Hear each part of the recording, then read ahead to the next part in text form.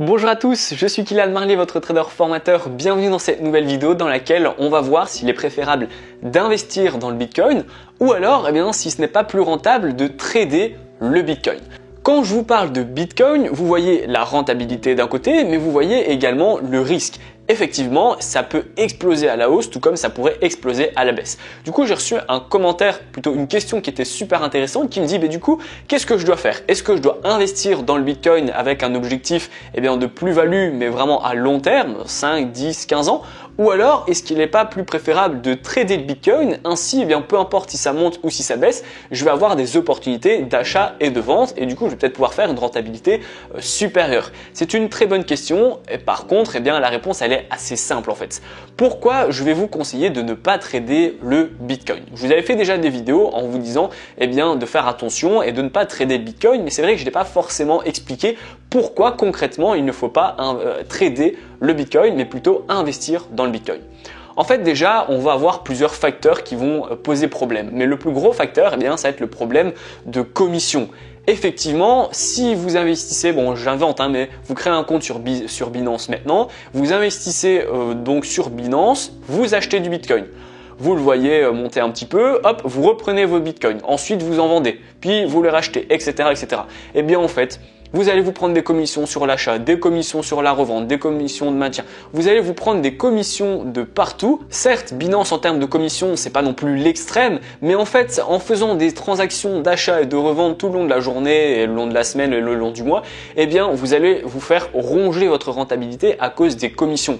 Admettons qu'avec toutes les commissions, vous avez perdu, 5% ou 10% sur le mois, ça veut dire que vous allez devoir faire une rentabilité de minimum 5% ou de minimum 10% pour seulement après être en bénéfice. Du coup, le problème, c'est que là, ça va vraiment vous tout gâcher. Au-delà de 10% par mois, pour le coup, il faut vraiment soit avoir de la chance, soit de faire de belles analyses. Mais faire des analyses sur le Bitcoin, ça reste assez compliqué. Vous l'avez vu, il suffit d'une seule annonce économique qui pourrait du coup faire tout péter, que ce soit à la hausse ou à la baisse. Donc voilà, faites attention, c'est le premier facteur, ça va être les commissions. Le deuxième facteur qui va poser problème, ça va être l'analyse fondamentale et l'analyse technique. En règle générale, que ce soit l'euro-dollar, le DAX, le pétrole, etc., on va faire une analyse technique et ensuite on va avoir une analyse fondamentale et toutes les deux, ils vont impacter directement de plus ou moins fort l'actif en question.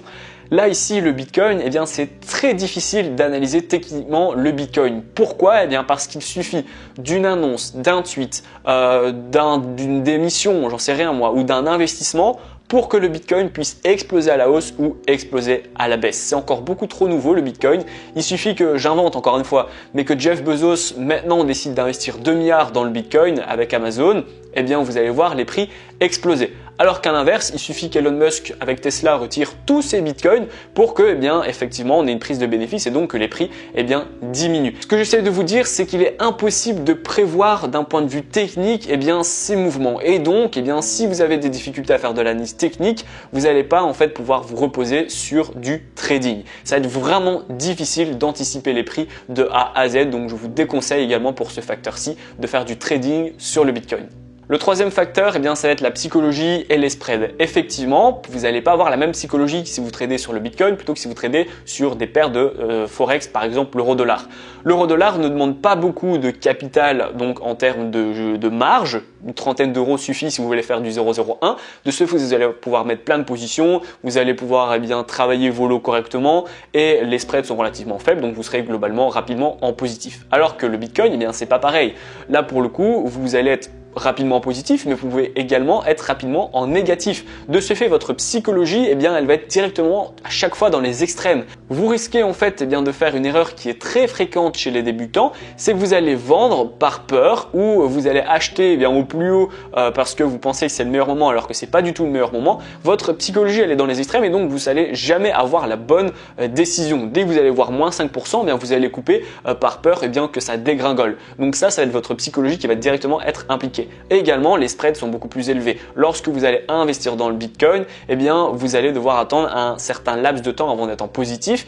Et ça, eh bien, c'est effectivement bien plus long que si vous investissez dans l'euro-dollar. Voilà les trois facteurs qui personnellement me gênent sur le fait de trader le Bitcoin parce qu'en fait, on les a pas forcément quand on va investir dans le Bitcoin. Quand on investit, on n'a pas ce problème de spread, on n'a pas ce problème de psychologie parce qu'on a vraiment un objectif long terme. Donc, on va pas regarder toutes les 2 minutes son cours du Bitcoin. On va vraiment le laisser plusieurs années. On va également, eh bien évidemment, ne pas avoir ce problème d'analyse fondamentale, d'analyse technique, si j'achète, si je vends, etc. Est-ce que je me suis bien placé? Pourquoi? Eh bien parce qu'en fait, je me suis juste positionné dans un endroit qui me paraît bon et ensuite j'attends en fait. Et peu importe du coup le moment où vous êtes positionné, vous n'allez pas être à quelques centaines d'euros près, sachant que vous allez chercher eh bien un x2, un x3, etc., etc. en suivant de vos objectifs. Donc les problèmes du fait de trader le Bitcoin ne sont pas le même que le fait d'investir dans le Bitcoin. Donc voilà la différence entre investir et trader le Bitcoin.